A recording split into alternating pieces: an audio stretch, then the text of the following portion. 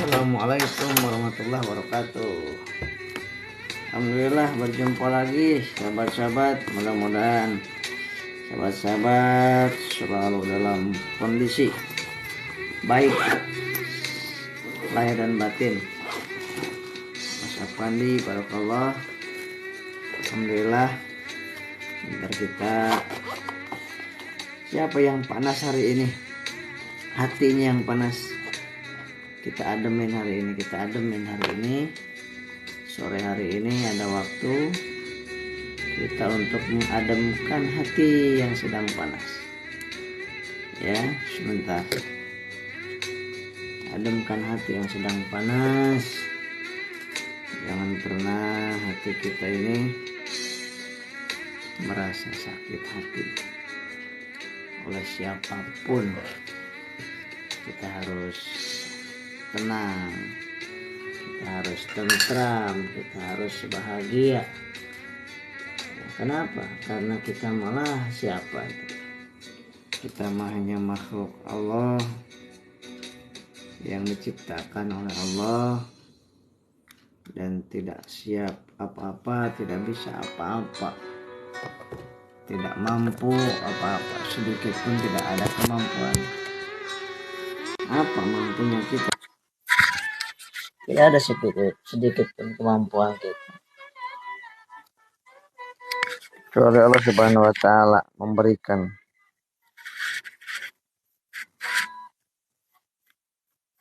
Kemampuan kepada kita. Ya, sahabat-sahabat, mari kita sama-sama untuk menenangkan jiwa. Siapa yang habis lebaran ini sedang sakit hati, ada? Nah, jangan disimpan sakit hati itu. Karena apa? Karena akan menjadi bala bencana buat kita.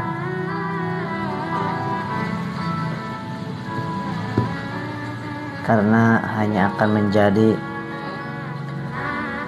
keburukan buat kita. Waalaikumsalam. November, Masya Allah. Rasa iri, rasa dengki, dan ketika disakiti, kemudian kita merasa sakit hati banget, sehingga rasa dendam, wah itu akan membuat kita ditutup pintu rezekinya, pintu bahagianya. Mau tanya Mbak Zeni, silakan. Mas Afandi, barakallah.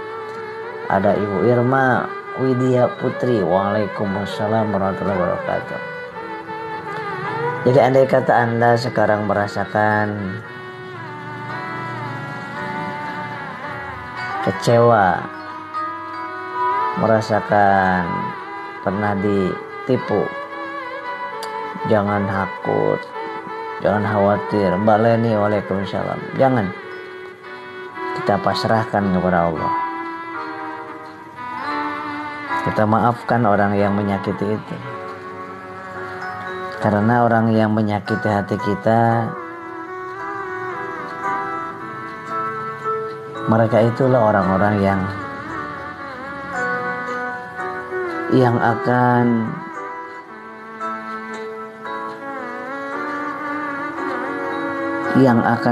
akan tersakiti dirinya.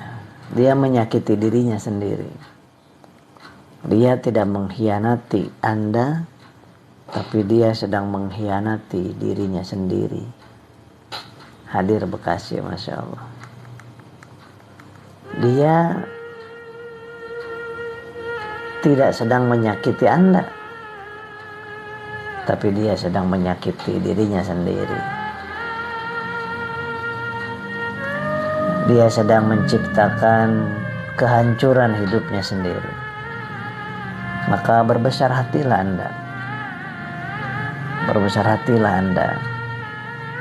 Karawang, hadir Mbak Jenny, barakallah. Waalaikumsalam Pak Dedi. Musyari, waalaikumsalam. Jangan pernah kita sedikit pun ada dendam dalam diri Anda. Jangan. Dendam itu hanya akan menjadikan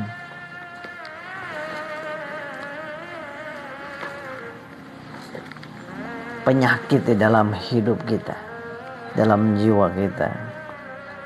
Waalaikumsalam Mas Afandi. Mbak Nia, waalaikumsalam warahmatullahi wabarakatuh. Mohon maaf lahir batin. Ya, sama-sama mohon dimaafkan juga. Sahabatku, pernahkah Anda mungkin kok hidup ini ada ujian terus, ya kan? Ada ya. Mbak Wina, tolong doakan yang sering disakiti kaum laki-laki, walau dia orang yang ngerti. Iya, walaupun tinggi ilmunya, bukan berarti dia orang yang mulia, belum tentu. Yang hafal Al-Quran belum tentu akhlaknya mulia, karena hafalan ada di sini, hafal hadis ada di sini, ilmu agama ada di sini, sedangkan akhlak ada di dalam hati yang mulia. Bunda minal aizin wal faizin, deking, waalaikumsalam warahmatullah. Tadi hati saya selalu gelisah karena baru kehilangan seorang ibu. Masya Allah. Inna lillahi wa inna ilaihi raji'un. Anak ditinggalkan istri, anak ditinggalkan orang tua, ditinggalkan ibu, berarti sedang kehilangan pintu surga yang nomor satu di dunia ini. Pintu surga ada dua, ibu dan bapak. Ketika ibu kita meninggalkan dunia ini, Allah ambil, Allah sayang kepada ibu Anda, maka boleh saja kita bersedih, dan itu wajar kita sedih. Anak manapun pasti akan sedih, akan terpukul hatinya ketika ibundanya wafat. Tetapi jangan lama-lama, sahabat. Ketika ingat ibu kita, oh ibu kita ini adalah milik Allah. Allah sayang bahwa ibu kita itu gak mau dosanya banyak. Puncak kebaikan kemarin terakhir itu sudah diambil oleh Allah Subhanahu wa taala, disiapkan untuk ke surganya Allah. Maka ketika kita ingat kepada ibunda kita yang sedang wafat, maka anak yang soleh adalah doakan beliau, bacakan kebaikan-kebaikan, sedekah yang baik. Orang tua kita almarhum tersebut akan senang dan bahagia. Lanjutkan kebaikan-kebaikan ibu.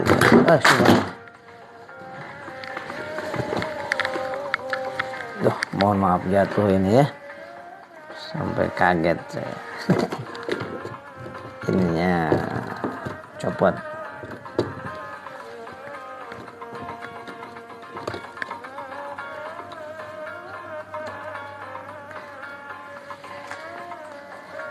Saya ditinggal istri pergi ke Malaysia, nyusul ibunya dan anaknya.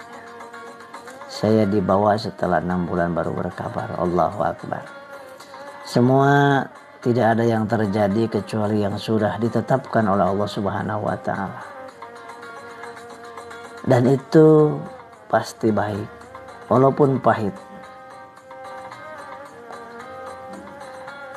Ya, The King 018. Kadang-kadang Allah harus membuat kita menelan kepahitan dalam hidup ini, supaya kita semakin bergantung dan minta tolong kepada Allah. Disitulah Allah sangat sayang dan cinta kepada kita. Ketika kita menganggap diri kita ini lemah, kita butuh Allah. Karena pada saat kita tidak merasa butuh kepada Allah, kita jauh dari Allah, kita jauh dari sholat, kita jauh dari zikir. Maka sekarang perbanyak kita zikir kepada Allah, ingat kepada Allah, doakan anak kita, doakan istri, dan doakan ibu kita, doakan suami kita. Faris, waalaikumsalam. Arya, waalaikumsalam. Bagaimana definisi mulia itu sendiri? Mulia dalam pandangan Allah adalah tidak ditentukan oleh harta, wajah, rupa, jabatan, punya anak atau tidak, punya istri atau tidak, sehat ataupun sakit, punya uang ataupun tidak, punya kendaraan atau tidak diletakkan di hal tersebut. Tapi kemuliaan adalah diletakkan kepada siapa yang terus mengabdi kepada Allah dan bermanfaat buat sesama. Itulah kemuliaan. Mulia itu sendiri adalah sesuatu hal yang sangat bernilai tinggi di penilaian Allah, bukan di penilaian manusia, karena penilaian manusia seringkali terhalangi oleh cinta dan benci, suka dan tidak suka. Kalau manusia dengan kacamata cinta dan benci, maka tidak objektif lagi penilaiannya. Walaupun kita mulia, dilihat oleh orang yang benci kepada kita, akan nampaknya keburukan-keburukan kita. Maka tolak ukur kemuliaan harus dinilai dari tolak ukur kemuliaan menurut Allah. Apa yang Allah sampaikan? Inna akramakum indallahi atqakum. Yang paling mulia di sisi Allah adalah yang paling taat, tunduk, takut, dan berharap hanya kepada Allah semata, tidak kepada siapapun. Bukan penilaian manusia yang dicarinya, tapi kan penilaian apa? Penilaian dari kemuliaan menurut Allah Subhanahu wa ta'ala. Sahabatku,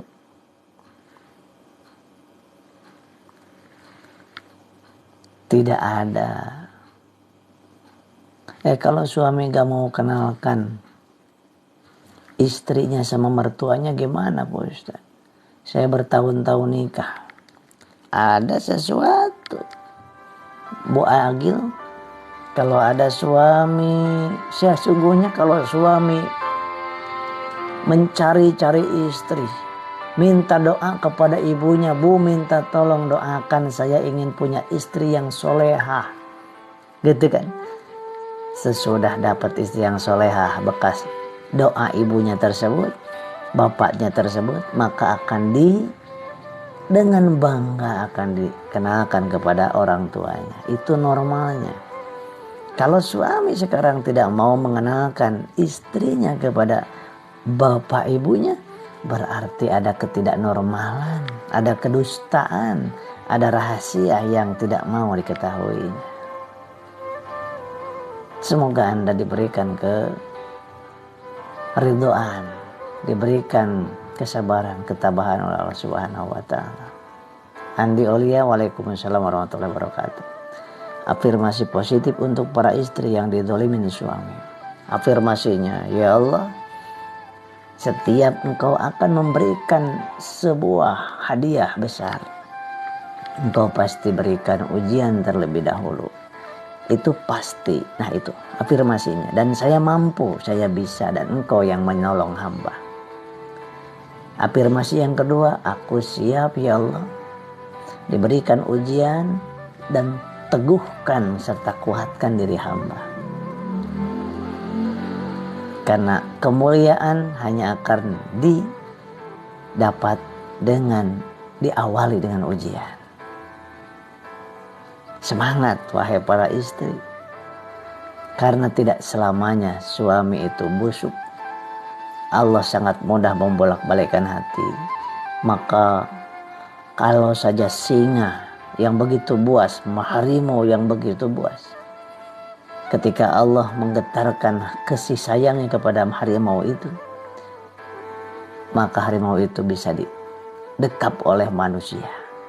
Dan suami kita bukan harimau, dan suami kita bukan orang-orang yang Fir'aun, bukan.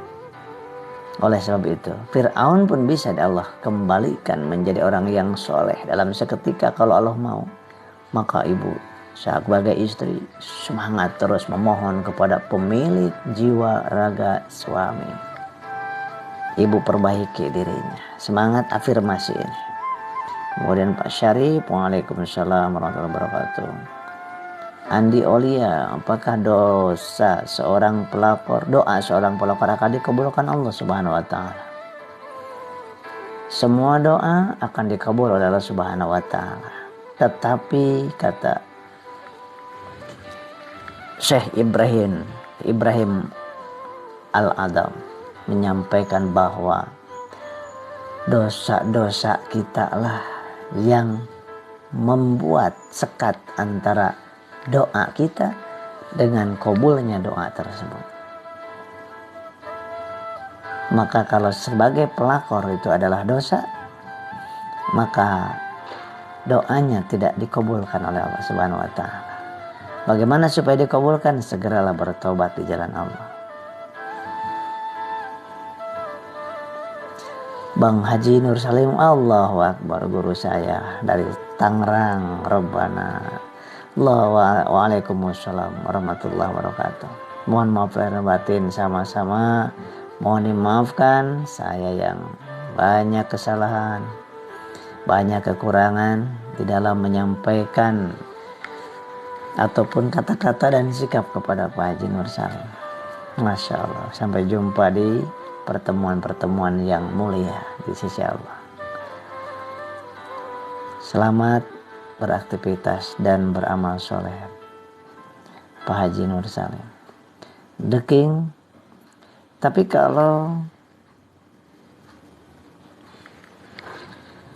selama di Malaysia pernah nikah istri saya, meskipun hanya sebentar, bagaimana?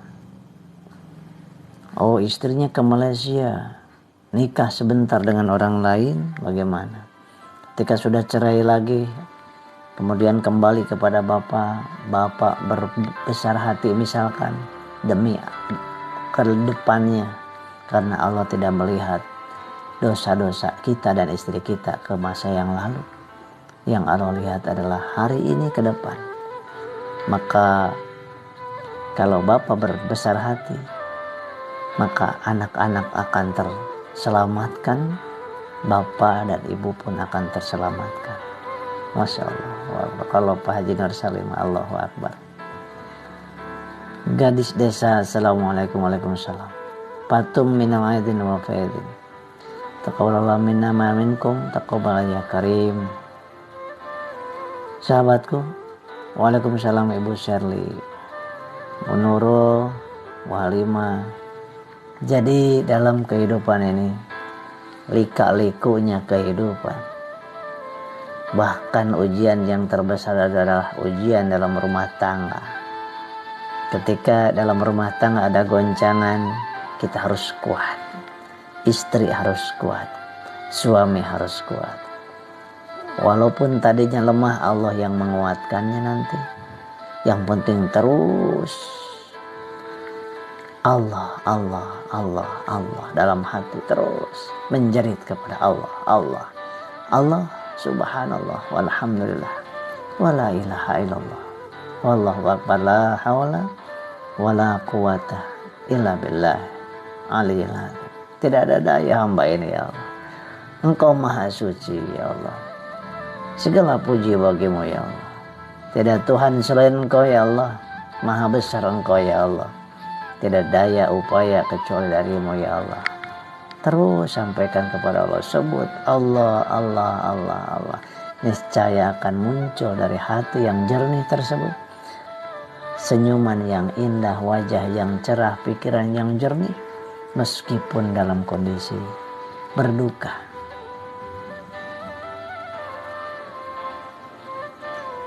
The king. Kalau berbesar hati demi anak-anak saya kembalikan kepada keluarga saya dan ibunda saya mengizinkan.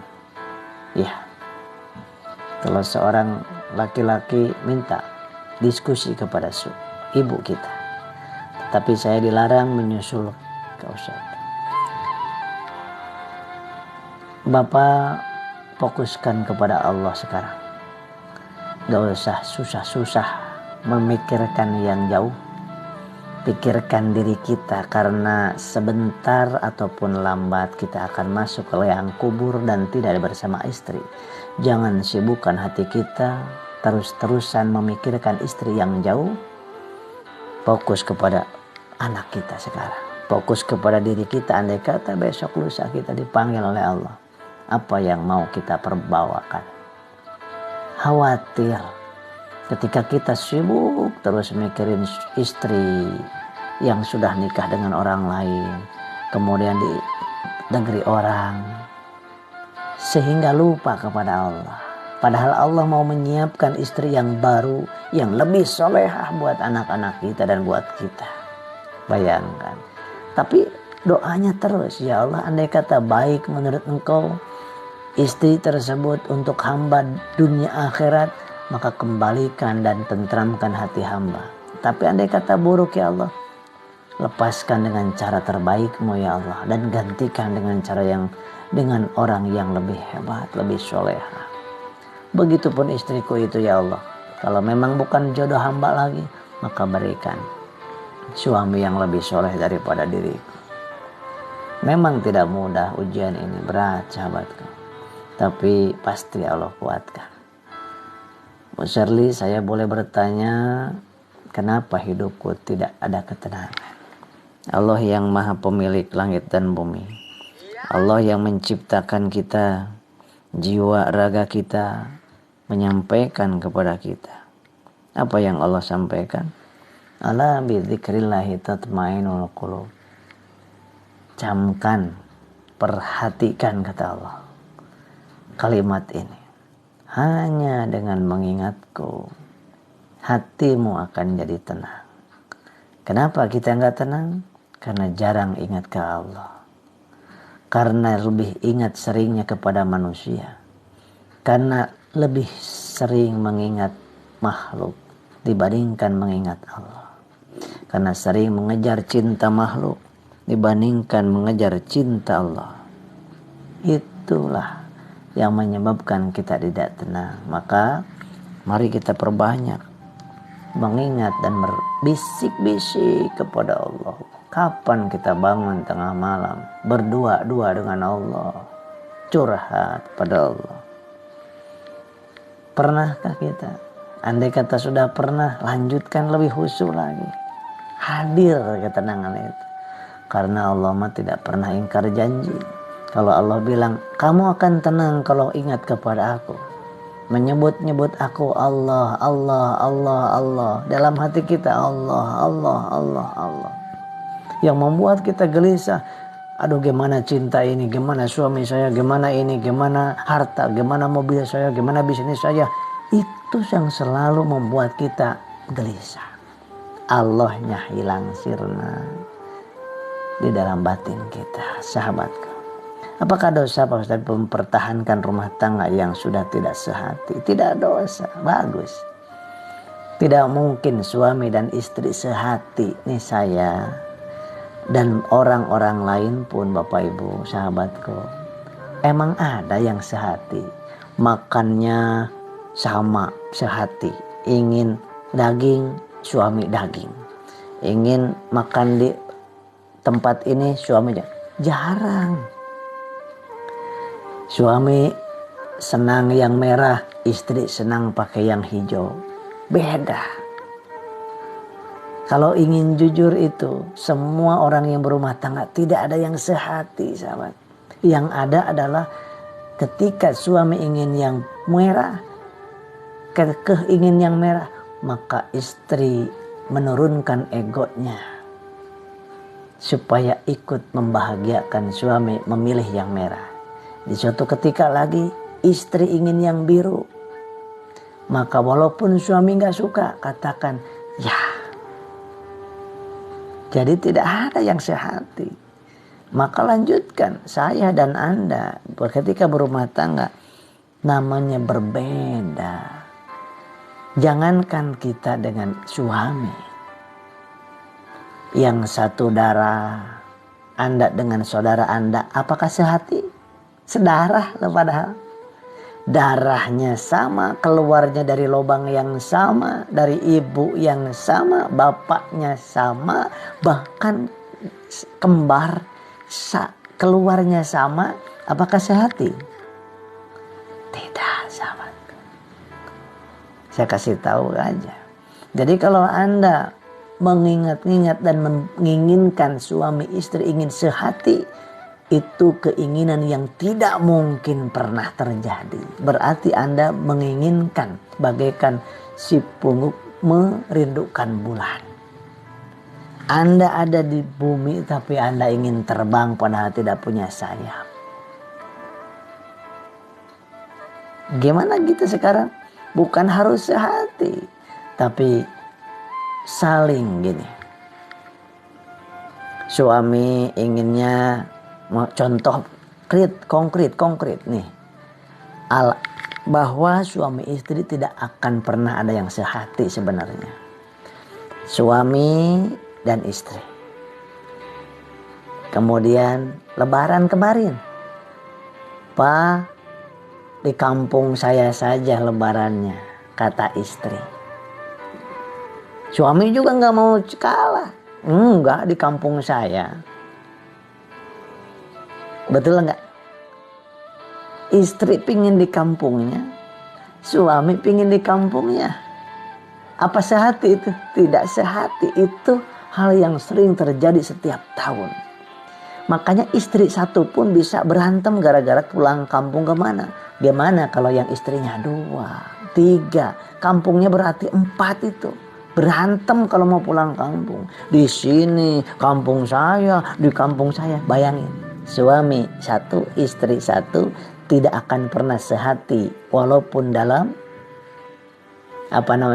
pulang kampung lebaran kemarin. Saya ingatkan kepada Bapak Ibu, baru kemarin pulang kampung. Saya yakin yang hadir sekarang, yang udah punya suami ataupun istri, 80% lebih itu akan mengalami hal yang sama. Apa? Suami ingin di kampungnya yang punya orang tua, istri ingin di kampungnya karena ingin bertemu dengan orang tuanya juga. Tapi dikatakan sehati bagaimana? Itu kan gak sehati. Gimana supaya lulus? Kenapa suami pengen di kampung Anda? Tanya ke suami. Oh, karena gini. Kalau kamu, wahai istri, kenapa ingin di kampung engkau? Karena gini.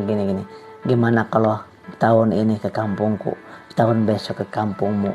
Nah, kalau kekeh si suami, istri yang menurunkannya, itu baru akan nyempel sehati. Nah, sekarang kalau seorang suami kekeh, gimana supaya sehati? Istrinya yang mengalah. Kalau istri lagi kekeh banget ingin ke kampungnya, suami yang mengalah.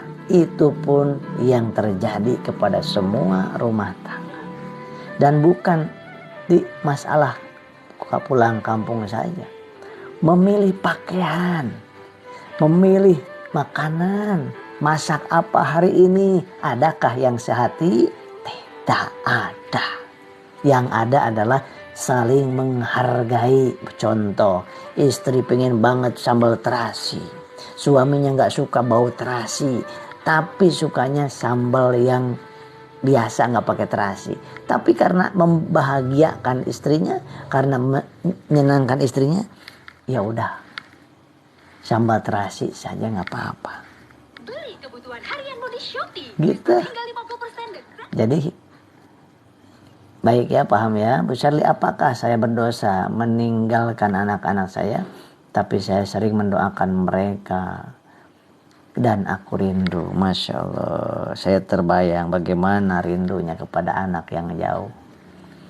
Betapa menyesalnya seorang bapak ataupun ibu yang meninggalkan anaknya. Pas ketemu tidak tidak mudah. Sulit ketemunya. Dalam doa saja. Dosakah? Kalau itu ada yang terzalimi, dosa. Siapa yang terzalimi? Kalau anak kita mengatakan, ya Allah, saya tuh kok gini amat. Pingin banget dekat dengan ibu saya ini, ya Allah. Kayak orang teman-teman saya itu. Kok saya nggak kayak orang lain, ya Allah. Ibu saya kok jauh dari saya. Zalim banget ibu saya ini, ya Allah. Misalkan. Zalim banget bapak saya ini, ya Allah. Maka di situ ada orang yang terzalimi, maka dosalah kita di situ. Gimana mantan suami tidak bisa anaknya ketemu saya? Kenapa tidak bisa bertemu dengan kita? Mantan istri kita, mantan suami kita. Inilah kenapa saya melarang ataupun jangan cerai. Kenapa? Coba. Ini salah satunya. Suami, istri cerai. Nikah si suami, si istri nikah. Suami membawa anak kita, udah nikah dengan perempuan lain. Kemudian ibunya ingin ketemu. Itu yang menghalang-halangi bisa si suaminya karena dendam, benci. Bisa karena istri barunya. Begitupun ada seorang ayah yang mau menemui si anaknya. Dihalang-halangi oleh istrinya, mantan istrinya. Atau oleh suami barunya, bapak barunya. Itu terjadi Bapak Ibu. Makanya saya kenapa walaupun bagaimanapun ada masalah jangan sedikit-sedikit cerai. Nggak mikirin anak 2 tahun 3 tahun kemudian. Karena memang saya di bidang itu sahabatku. Kita jangan mikirin ego kita sendiri sebagai istri, sebagai suami. Semua suami istri diuji Allah. Berat ujiannya. Kalau Allah sayang kepada hambanya, maka Allah akan uji hamba itu. Sehingga hamba itu terus memohon kepadaku, kata Allah. Karena kalau tidak diuji, hamba itu akan lalai kepadaku. Tidak meminta kepadaku. Sombong jadinya. Kemudian andi olah, apa ada hidayah untuk seorang suami yang zalim kepada istrinya, Pak Ustaz? Saya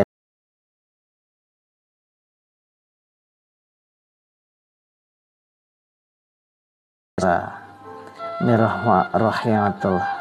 Jangan berputus asa dari rahmat Allah.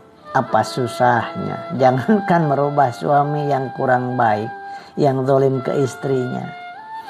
Merubah orang yang tidak ada. Suami ibu tadinya tidak ada, Allah adakan. Mampu enggak Allah? Mampu. Kemudian nanti suami ibu mati, kemudian sudah menjadi tulang belulang. Mampukah Allah menghidupkan lagi? Mampu. Orang yang sudah sekarat Allah hidupkan lagi, mampu? Mampu. Nabi Umar bin Khattab, Sayyidina Umar bin Khattab, sebelum masuk Islam semua dibunuh. Anaknya sendiri dikubur hidup-hidup. Kemudian diberikan hidayah oleh Allah. Cintanya ke Allah luar biasa. Cintanya ke Nabi luar biasa. Itulah lembutnya ke istrinya luar biasa. Masya Allah. Dan berapa banyak teman-teman saya, jamaah saya di SLC itu, orang-orang yang keras banget kepada istrinya. Main pukul, main getuk. Dan sekarang lembutnya melebihi lembutnya kita, Bapak Ibu. Masya Allah, mohon maaf, tatonya masih banyak, tapi ke istrinya lembut, meniteskan air mata ketika sholatnya. Hidayah. Maka bagaimana supaya suami dapat hidayah? Doakan oleh istrinya. Ibunya pasti mendoakan. Dan jangan salah, kita sebagai, kalau suami sedang zalim kepada istrinya, doa istri sedang terzalimi akan diijabah oleh Allah. Dan jangan heran, jangan membangga diri dulu. Istri yang merasa solehah saat ini, suaminya zalim, maka Allah bisa membalikan yang suami yang dianggap zalim kemudian bertobat seketika, tapi istri semakin buruk. Ada yang seperti itu, banyak. Maka minta ke Allah, ya Allah, ibu berdoanya gini, ya Allah berikan hamba hidayah dan kepada suami hamba. Jangan suami saja didoakan, kita juga doakan diri kita. Kenapa? Karena Allah mudah merubah mudah. Ya, yang baik jadi buruk, yang buruk jadi baik. Masya Allah, suami saya berkhianat bahkan berzina kepada. Ya, ibu minta kepada Allah.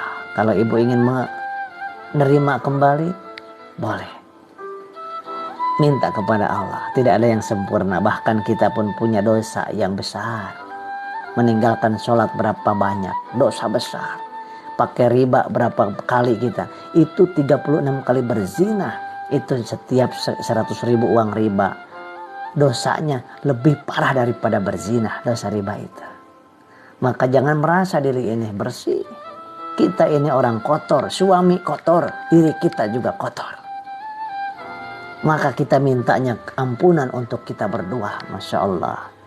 Ini mohon maaf sudah azan maghrib. Mohon maaf lahir batin. Insya Allah kita akan lanjutkan kembali. Mudah-mudahan nanti kita lanjut besok, lusa, dipanjangkan umurnya. Yang sedang diuji dalam rumah tangganya, insya Allah Allah kuatkan. Insya Allah Allah kuatkan. Allah maha kuat, Allah maha gagah, Allah yang maha lembut, Allah yang membolak-balikan hati, diri kita dan pasangan hidup kita. Masya Allah. Barakallah. Assalamualaikum warahmatullahi wabarakatuh.